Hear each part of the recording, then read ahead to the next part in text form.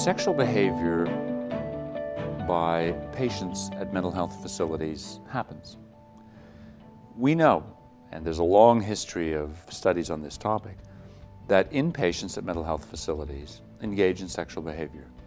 But when they do, they often engage in sexual behavior in undignified kinds of contexts or situations, and they may engage in sexual behavior that has a significant risk for poor outcomes in terms of whether or not there are safe sexual practices used, the issues of consent, etc. So in addition to the fact that we think intimacy recovery is important for its own reasons as part of the continuum of recovery services here, we also think that there is an urgent need for harm reduction around sexual behavior in hospitals. Our Place is the name given by patient counsel to a space that we have renovated and refurbished, a space in which either one or two people can go, but not more than two, in the service of quiet time, privacy, and intimacy. When we say one person can go, sometimes people just need a private, comfortable space to go just to be alone. When we say two people, we mean that this is a space, a private, comfortable space where two people can go for a period of time, no matter where on the continuum of relationship building they are. So two people may want to go simply and watch a movie or listen to music. Two people may want, if they're inpatients, to go on a date, to have a place to go on a date. Two people may want, ultimately, to have physical relations, sexual relations in a private, dignified, comfortable space in the hospital. Our Place is the space that provides for any of those things. Our Place is the last step in a continuum of things that we've tried to do here to support relationship function and intimacy in our patients here at Ontario Shores. What we have to remember in mental health is that our patients do remain in our care significantly longer than they would in, let's say, an acute care setting. And therefore, it's our obligation, or some may say our moral obligation, to provide a more holistic service of care, and that includes supporting relationships. We have engaged in a fairly significant staff education process to support this because this is novel. To the best of our knowledge, this is one of the only processes of this kind that's taken place in a mental health facility. And when things are new to staff, you certainly need to try to support staff to develop the skills to be able to deliver something new to patients. So there has been training for staff around safe sexual practices, around consent, around capacity, around providing information to patients about intimacy. In other words, there's been education provided to all frontline staff, physicians, nurses, allied health professionals, around the key parts of the initiative that we expect staff to contribute to. My initial concerns were allayed by the strong support that the initiative had from the leadership and from others in the hospital, including professional practice. So it's been very helpful to have the support of our advanced practice nurses in supporting the psychiatrists in doing the capacity assessments and operating within the framework that's been provided for the intimacy recovery facilities. A number of cases where I think having this facility here has been helpful for the patient's recovery. In a couple of cases, it has allowed patients to feel more comfortable staying here, and I think they've stayed at our recommendation of the clinical team. They've agreed to stay longer, in part because they felt that they could continue their relationships with those who are most important to them and most supportive while they remained in hospital.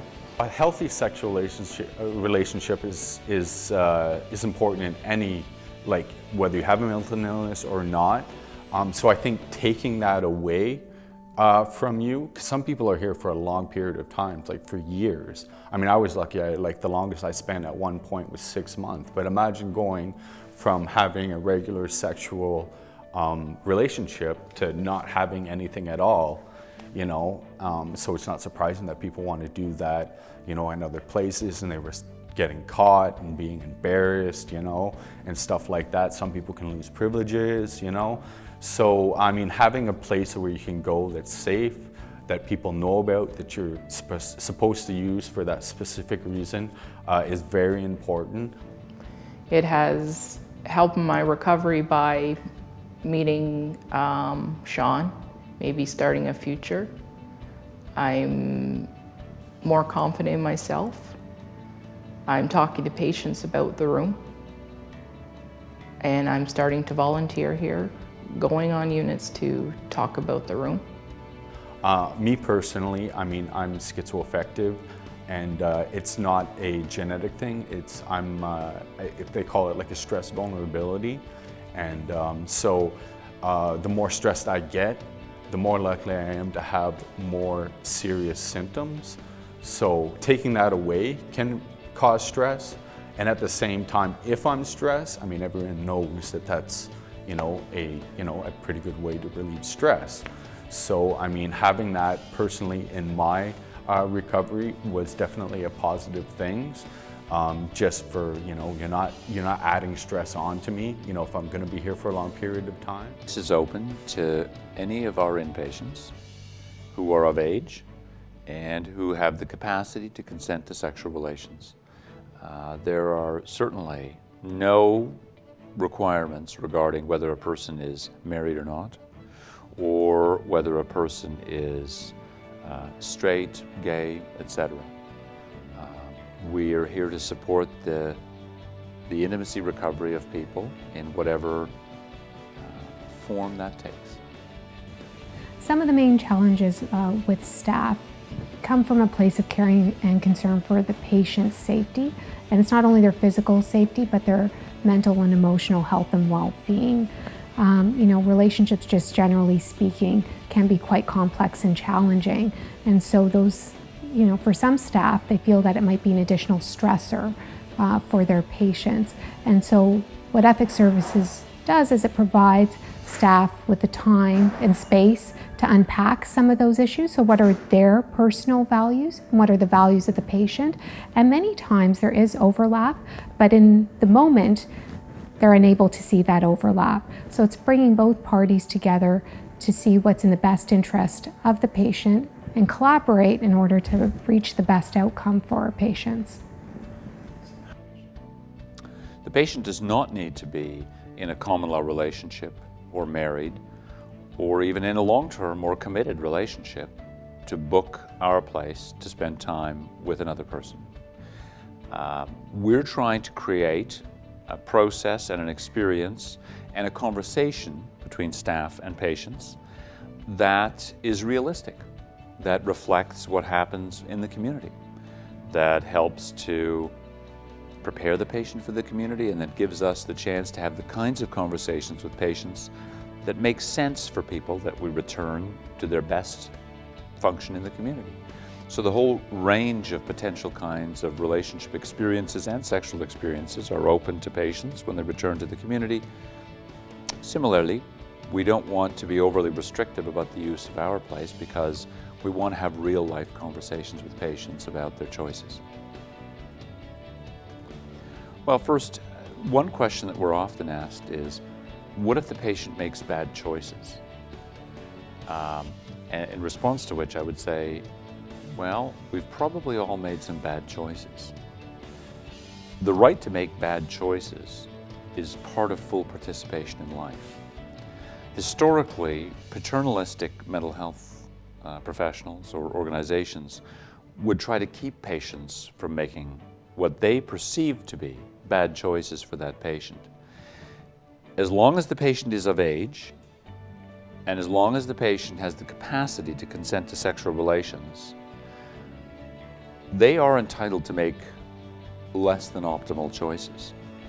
And our job is to have conversations with them to try to help them to visit or revisit those choices and make, if it makes sense, healthier choices. Yeah, there's been significant interest from the ethics world when it comes to intimacy recovery because we are one of the first that are implementing this type of initiative. So I've had calls from all over the GTA in regards to our policy and how we implemented our values and value statements into our policy, the education that we're rolling out, and our ethics consultation. So what have some of the challenges been going forward? What's worked well? What are the main concerns? So the ethics community is very interested in what we're doing here, and we are really leading the way. I mean, let me be clear. I don't think creating a space for intimacy is going to be the be-all and the end-all for people with serious mental disorders. I think it's one signpost along a road of recovery, along the road that is the journey of the service user and the care provider. But I think other hospitals realize that the more ways that we can demonstrate that kind of philosophy and that kind of commitment to patients, in addition to the harm reduction benefits, the better off we are. So there has been sustained interest from other health facilities. Sustained interest directed at us, I think, because I'm actually not aware of any other mental health facility that is operating this kind of a suite or that offers this kind of a suite at this point in time. And we've tried our best to respond to the interest from other facilities by giving talks, sharing materials, and so forth.